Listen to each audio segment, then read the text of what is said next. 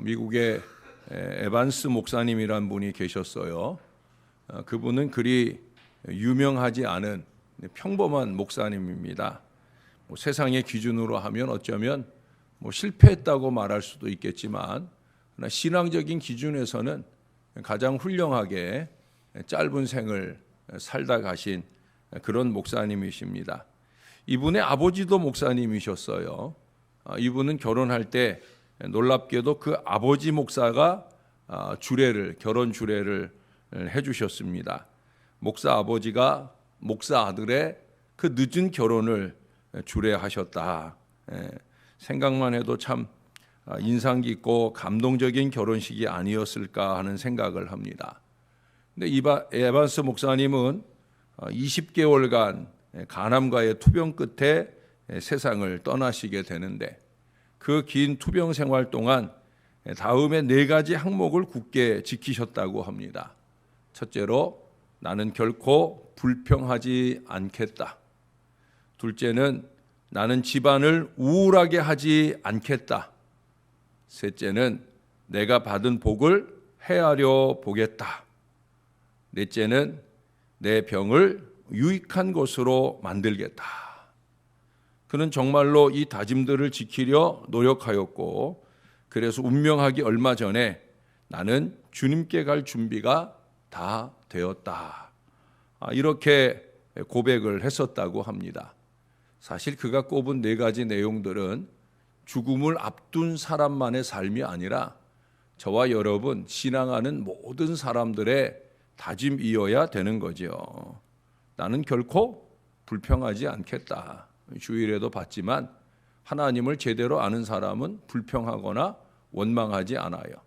찬송하고 감사하고 예배하는 거예요. 나는 집안을 우울하게 하지 않겠다. 집안만 아니라 내가 만나는 모든 사람들을 우울하게 만들지 않는 삶을 살아야 되는 거죠. 셋째는, 내가 받은 복을 헤아려 보겠다. 추수감사절 때만 돼서 이루어질 일이 아니라 날마다 하루 삶을 마치고 저녁 잠자리 들기 전에 이 고백이 있어져야 되겠죠. 넷째는, 내 병을 우울한 것으로, 유익한 것으로 만들겠다. 병을 유익하게 만들 거라고 하면 아마 삶 전부를 자기와 다른 이들에게, 무엇보다 하나님의 영광을 위해 유익하게 살려고 노력해야 될 것입니다.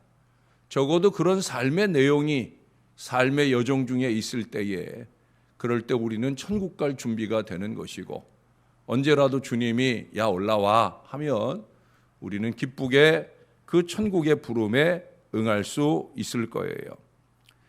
그래서 이 에반스 목사님은 그 성스러운 모습으로 소천을 하시게 되고요, 유가족과 조문객들에게 오히려 큰 위로를 남기셨다는 거예요. 우리는 이와 같은 임종을 목사였기 때문에 가능한 일이었다, 이렇게 생각하지 않아야 됩니다. 우리도 누구나 다 이렇게 의연하고 아름답게 하나님의 부름을 받아야 되는 거예요. 그래서 제가 에반스 목사님의 4가지 그 목표가 그저 죽음을 앞둔 병고 중에 있는 분이 가져야 될 다짐이 아니라 저와 여러분 모두의 평상시의 다짐이어야 된다고 말씀을 드린 겁니다. 여러분, 우리는 다 죽음을 앞두고 사는 사람들이에요. 우리가 지난 주간에도 이 전도서 말씀 중에서 상고했던 죽음의 문제가 얼마 지나지 않아서 오늘 본문에 또 다시 등장을 해요. 솔로몬이 노년에 이 전도서를 썼기 때문에 이 죽음의 문제를 자주 다루는 것은 어쩌면 당연한 거겠죠. 여러분, 죽음은 누구에게나 찾아옵니다. 그러나 죽음에도 수준차가 있다는 사실을 오늘 본문은 우리들에게 가르쳐 줍니다. 솔로몬이 바라보는 죽음은 다 같은 죽음이 아니라는 거예요. 오늘 본문에 전체적으로 많이 언급하는 첫 번째 수준 낮은 죽음을 말하는데, 그것은 뭐냐? 짐승과 다를 바 없는 죽음이 있다, 그렇게 말씀을 해요. 18절 하반절을 보면 그들이 자기가 짐승과 다름이 없는 줄을 깨닫게 하려 하심이라. 19절에서도 인생이 당하는 일을 짐승도 당하나니 그들이 당하는 일이 일반이라. 다 동일한 호흡이 있어서 짐승이 죽음같이 사람도 죽으니 사람이 짐승보다 뛰어남이 없음은 모든 것이 헛됨이로다. 짐승보다 뛰어남이 없이 죽는 죽음은 참 헛된 인생이라 하는 거예요. 근데 실제적으로 보면 대부분 사람들이 그렇거든요. 동일한 호흡으로 살다가 동일한 죽음을 맞아요. 생명의 길이의 차이는 있을지라도 죽음은 다 똑같다는 거예요. 죽음을 맞는다 하는 것 말고도 여기 20절에 보면 다 흙으로 말미암았으므로 다 흙으로 돌아가나니 다 한 곳으로 간다 하는 그것도 똑같다고 볼 수 있죠. 적어도 육신의 부분에서는 짐승과 다를 바가 없다. 바로 그런 얘기예요. 이렇게 짐승과 비교하게 되는 근거는 뭐냐? 17절의 말씀 때문입니다. 내가 내 마음속으로 이르기를 의인과 악인을 하나님이 심판하시리니. 바로 이거예요. 이 심판에 의거하여 그 악이 드러난 인생은 짐승 같은 죽음으로 끝난다는 거예요. 뭐 아무리 교회장으로 아무리 장례 잘 치러서 아무리 좋은 수의를 입고 아무리 좋은 관에 아주 값비싼 납골 땅이나 또는 묘자리를 써서 죽었다 할지라도 하나님이 보실 때 악하다라고 여겨지면 그는 짐승과 다를 바 없는 죽음으로 죽게 된다는 거예요. 겉모습은 사람이로되 죽고 나면 하나님의 심판으로 짐승과 다름없는 취급을 받게 되어진다 하는 말씀을 하고 있는 거예요. 그래서 21절에 보면 인생들의 혼은 위로 올라가고 짐승의 혼은 아래 곧 땅으로 내려가는 줄을 누가 알랴. 짐승은 죽음 그것으로 땅에 묻히는 것으로 그 생을 마치게 되죠. 그러나 여러분, 짐승보다 악한 인생의 경우에는 사단의 후예들은 그 땅보다도 더 아래에 있는 무저갱, 지옥으로 일컬어지는 바로 그곳에 떨어지게 되는 거예요. 그러니까 21절보다 더 아래가 있다는 사실을 우리는 잊지 말아야 돼요. 짐승처럼 그저 땅으로 돌아가는 정도로 끝나는 인생은 그냥 세상 보통 인생들이고, 악마의 사단의 앞잡이 노릇이나 하며 살던 인생들은 반드시 이 무저갱, 지옥으로 떨어지는 일이 있다는 거예요. 그래서 18절에 보면은 내가 내 마음속으로 이르기를 인생들의 일에 대하여 하나님이 그들을 시험하시리니. 여기서 이 시험한다라고 하는 말은 조사한다, 입증한다 그런 의미입니다. 감춰진 악을 드러내신다 하는 거예요. 16절에 보면 그런 표현을 쓰죠. 해 아래서 보건대 재판하는 곳, 또 정의를 행하는 곳, 거기에는 의만 있어야 되는 거잖아요. 근데 거기에도 악이 있겠다라는 안타까운 얘기를 하고 있어요.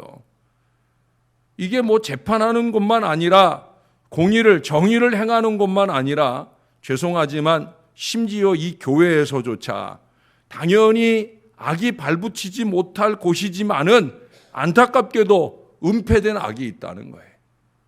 제가 여러분 교인들을 앞에다 두고 자주 하는 말 가운데 하나가 뭐예요? 여기는 교회입니다. 여기는 교회입니다. 이 말씀을 드리는 이유가 그거죠. 여기는 악이 발붙이는 곳이 되면 안 되는 곳이에요. 여기는 의만 있어야 되는 것이고 바른만 있어야 되는 곳이죠. 그런데도 은폐된 악이 항상 잔존한다는 거예요. 그러나 여러분, 하나님께서 짐승보다 다름이 없는 것을 드러내게 되실 때가 있다 하는 거죠. 지금은 별일 없이 짐승 아니고 사람인 듯, 심지어 신앙인인 듯 그렇게 번지르르하게 말하고 행동하지만 하나님께서 조사해서 짐승과 동일한 호흡만 아니라 동일한 삶도 살았다라고 하는 것이 나타날 때가 있다라고 하는 거예요. 미국의 어느 교회 옆에 아주 방탕한 주정뱅이가 살았었습니다. 근데 하루는 이 사람이 혼비백산해가지고 목사님을 찾아왔어요. 목사님, 큰일 났어요. 큰일 났어요. 그래서 무슨 일이냐고 물었더니 제가 어젯밤에 꿈을 꿨는데 어젯밤에 하나님이 저더러 그러더라고요. 너 그따위로 살면 너 내년 이맘때 내가 데려갈 거다. 그러더라고요. 제가 술과 도박으로 사는 것을 책망하시면서 그렇게 무서운 말씀을 하시더라고요. 목사님이 그 말씀을 듣고는 그럼 뭘 걱정을 하느냐고. 그럼 지금 기회에 술과 도박을 끊고 교회 열심히 나오면 되지 않겠느냐 그랬어요. 그랬더니 그럴 것 같아요. 그래서 그 다음 날부터 정말 술과 담배, 술과 도박을 다 끊어내고 교회를 나오기 시작합니다. 아주 열심히 있게 신앙이에요. 천사가 따로 없어요. 근데 그런 모습으로 신앙하는 삶이 좀 오래 가면 좋겠는데, 그래도 6개월이면 오래 간 걸 수도 있죠. 한 6개월쯤 지나고 나니까 한 주씩 안 보이기 시작하고, 한 달쯤 지나가니까 아예 교회에서 그 모습을 볼 수가 없어요. 근데 교회 옆에 사니까 목사님이 오고 가다가 만나게 되었어요. 요즘에는 왜 교회를 안 오시느냐고, 큰일 날라고 그러시느냐고, 그렇게 거의 협박에 가깝게 말씀을 하셨어요. 그저 이 사람이 그러더라는 거예요. 목사님, 그 개꿈이에요. 그런 걸 믿어요. 그런 걸 믿는 건 미련한 거예요. 라고 말하더랍니다. 그리고 몇 달 지나지 않아서 그는 술에 취해서 계단을 내려오다가 그만 계단에서 굴러 떨어져서 그 자리에서 즉사하게 되었다는 거예요. 그날이 언제일까요? 그날이 언제일까요? 그것이 중요한 것이 아니죠. 우리는 죄송하게도 그런 죽음을 개죽음이라고 말합니다. 짐승과 같은, 짐승과 다를 바 없는 죽음을 맞게 되었다는 거예요. 물론 예수 믿는 사람도 간혹 원치 않는 비명 행사로 숨을 거둘 때가 있습니다. 그러나 그 다음이 다른 거죠. 여기 21절에 보시면 인생들의 혼은 위로 올라가고 짐승의 혼은 아래 곧 땅으로 내려가는 줄을 누가 알겠느냐. 이 혼이라는 말이 거기 각주가 붙어서 2번 나와요. 근데 첫 번째 각주의 설명은 영, 히브리어 영이라고 말한 것은 맞는데, 두 번째 각주의 설명 혼을 영이라고 하는 것은 이건 틀린 거예요. 이게 똑같이 루아흐라고 하는 히브리어로 썼기 때문에 똑같이 1번이라는 각주를 붙이고 영이라고 했지만 사람의 루아흐는 영이 맞아요. 그러나 짐승의 루아흐는 그냥 호흡입니다. 짐승은 영이 없잖아요. 그렇죠? 짐승의 루아흐는 혼입니다. 짐승의 루아흐는 그냥 호흡일 뿐이라는 거예요. 사람이 짐승과 다른 차이가 뭡니까? 사람에게는 루아흐, 즉 영이 있다는 거죠. 짐승이나 짐승 같은 인생은 내려가게 되어지지만 우리 신앙 인생은 올라가는 보장이 여기에 있는 거예요. 저와 여러분은 이 땅의 생애 마칠 때 천국에 올라가야 될 줄로 믿습니다. 천국에 올라갈 줄로 믿습니다라고 목사가 얘기해야 되는데, 올라가야 될 줄로 믿는다라고 말씀드린 건 삶을 좀 점검해 보셔야 된다는 거예요.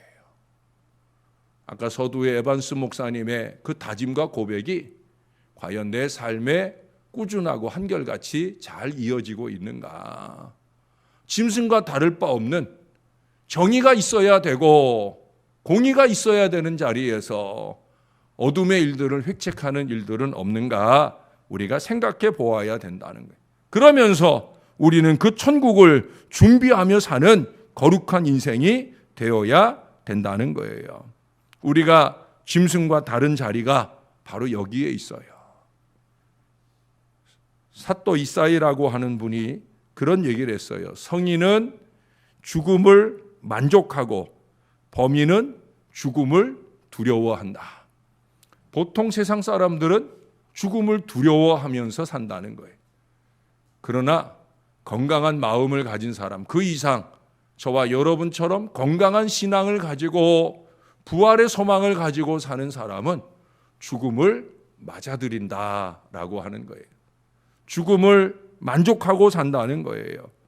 여러분, 살아도 좋고 죽으면 더 좋은 신앙 인생. 저희 어머니가 잠자리에 들 때마다 하나님 앞에 드리는 기도가 있다고 그랬죠. 하나님, 내일도 건강하게 깨어나게 하시면 감사하겠습니다. 그러나 내일 내가 깨어난 곳이 천국이라면 더 감사하겠습니다. 이것이 저와 여러분의 기도여야 되지요. 우리가 또다시 아침의 호흡을 시작하였습니다. 여러분, 이 호흡 루하흐가 그저 짐승같이 숨이나 붙이는 호흡이 아니라 정말 영이 교통하는 거룩한 호흡이 될 수 있도록 저와 여러분이 그런 이 하루를 살아야 될 것입니다. 어디를 가든지 무엇을 하든지 누구를 만나든지 하나님의 사람처럼 아름답게 살아서 우리가 사라지고 없는 그 자리, 누구보다도 허전하게 느낄 만한 그런 거룩한 삶이 될 수 있도록 아름답게 살아내는 오늘 하루, 또 내일 하루하루가 이어지게 되기를 주님의 이름으로 축원합니다. 아버지 하나님, 새로운 호흡으로 깨어난 아침에 죽음에 관한 말씀을 다시 한번 경책하며 들을 수 있도록 인도해 주신 것 감사합니다. 누구에게나 죽음이 옵니다. 부지불식간에 옵니다. 그러기에 우리는 죽음을 앞둔 인생처럼 그것이 두려움으로 앞둔 인생이 아니라 만족하게 맞을 영원한 천국의 입성을 위하여 우리가 이 살아있는 동안 하루하루 순간순간을 잘 살아야 될 줄로 믿습니다. 내가 사는 날 동안 내가 거하는 모든 공간에서 내가 만나는 모든 사람들과 함께 유익과 행복을 나누는 거룩한 하나님의 백성들이 되게 하여 주옵소서. 내 생에 마치는 때 어느 누구라도 나를 짐승과 같은 인생으로 생각하며 잘 죽었다라고 말할 그런 불행한 인생을 살지 않도록 정신 바짝 차리고 생각하는 것이나 말하는 것이나 행동하는 모든 것들이 먼저는 하나님께 영광과 찬송이 되게 살게 하시고 그 다음은 다른 사람들에게 영원한 천국의 소망을 심어줄 거룩한 인생을 살 수 있도록 은혜를 베풀어 주옵소서. 그렇게 오늘 하루를 잘 살고 오늘 하룻밤 이제 잠자리에 들 때 하나님 오늘 잘 살게 해주셔서 너무 감사합니다. 이 복된 고백으로 하루를 잘 마칠 수 있는 거룩한 하나님의 사람들 되게 하여 주옵소서. 뼛속 깊이 예수 믿는 사람답게 아름답게 살 저와 이 모든 자녀들 되게 은혜 베풀어 주옵소서. 어제 예담동산이 시작하여 오늘 이제 둘째 날 일정이 시작이 되어집니다. 아버지 하나님, 잠시 후면 깨어나 하루 종일 은혜 속에 더 깊이 다가갈 그들의 영혼을 지켜주시고 위하여 섬기는 모든 도우미들도 피곤치 않도록 강력한 은혜 가운데 섬겨낼 수 있게 역사를 더하여 주옵소서. 부족한 종의 가고 오는 모든 걸음도 지켜주시고 그 걸음이 오늘도 교회 뜰을 바르며 열심히 기도하는 주의 백성들의 기도로 통하여 지켜지는 복된 걸음 되게 은혜 베풀어 주옵소서. 감사합니다. 예수님 이름으로 기도합니다. 아멘.